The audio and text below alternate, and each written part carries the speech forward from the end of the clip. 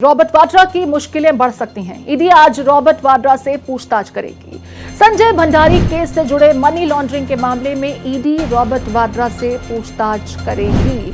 तो देखिए, कांग्रेस महासचिव प्रियंका गांधी वाड्रा, कांग्रेस सांसद प्रियंका गांधी, इनके पति हैं रॉबर्ट वाड्रा, और मनी लॉन्ड्रिंग मामले में आज ईडी की टीम रॉबर्ट वाड्रा से सवाल जवाब करेगी। बीते दिनों भी ईडी की टीम ने एक अलग मामले में रॉबर्ट वाड्रा को पूछताछ के लिए बुलाया था। हरियाणा के एक लैंड डील घोटाला मामले में मनी लॉन्ड्रिंग के ही संदर्भ में रॉबर्ट वाड्रा से लंबे सवाल जवाब किए गए थे।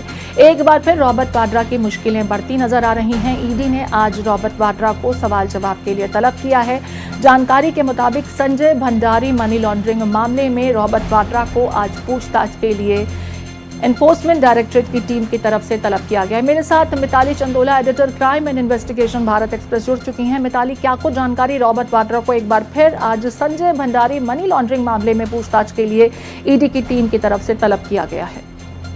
प्रीति, बताना चाहूंगी, कांग्रेस महासचिव प्रियंका गांधी वाड्रा के पति व्यवसायी रॉबर्ट वाड्रा की कानूनी मुश्किलें जो है और भी ज्यादा बढ़ती जा रही हैं, क्योंकि ईडी ने उन्हें एक बार फिर से समन जारी करके 17 जून को पेश होने का सख्त निर्देश दिया है। इससे पहले भी उनको समन दिए गए थे, तो वो बहाना मार के जो है बाहर ही थे, पेश नहीं हुए थे। यहाँ पर जो है ये समन विदेश में जो अवैध संपत्ति खरीद फरोख्त, मनी लॉन्ड्रिंग और बेनामी लेन देन से जुड़े मामले के संदर्भ में भेजा गया है। ईडी की जांच का फोकस इस बार और भी गंभीर हो गया है, क्योंकि इसमें अंतर्राष्ट्रीय हथियार डीलर संजय भंडारी का नाम भी सामने आया है और जांच एजेंसी को संदेह है कि रॉबर्ट वाड्रा जो है वो संजय भंडारी के बीच में काफी ज्यादा इन दोनों के कारोबारिक संबंध जो है गहरे हैं और इन संबंधों के जरिए लंदन में कुछ महंगी प्रॉपर्टीज और खरीद फरोख्त भी की गई है। ये पूरा मामला आपको बताना चाहूंगी, ईडी का आरोप ये है कि रॉबर्ट वाड्रा ने लंदन में 1.9 मिलियन पाउंड की एक आलीशान संपत्ति और खरीदी है और कथित रूप से जो है अवैध विदेशी फंडिंग के जरिए ये खरीदी गई है। ये संपत्ति 5 मई और 2010 में खरीदी गई थी और इसमें जो फंडिंग का ट्रांजैक्शन है उसमें संजय भंडारी कंपनी की बहुत अहम भूमिका थी।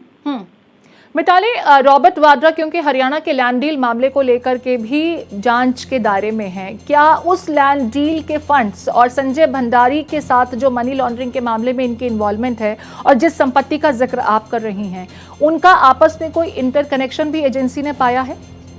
जी बिल्कुल ठीक कहा प्रीति आपने, और जैसे कि मैंने आपको बताया है कि ये जो है जितनी भी मनी लॉन्ड्रिंग हुई है और जो खरीद फरोख्त हुई है और प्रॉपर्टी में इन्वेस्टमेंट हुई है, इसमें जो है जो संजय भंडारी की कंपनी है उसका इंटरवीन आया है। कुछ एक डॉक्यूमेंट्स इस तरीके की ईडी के हाथ में लगे हैं, जिसके चलते जो है ये तमाम चीजें की जा रही हैं।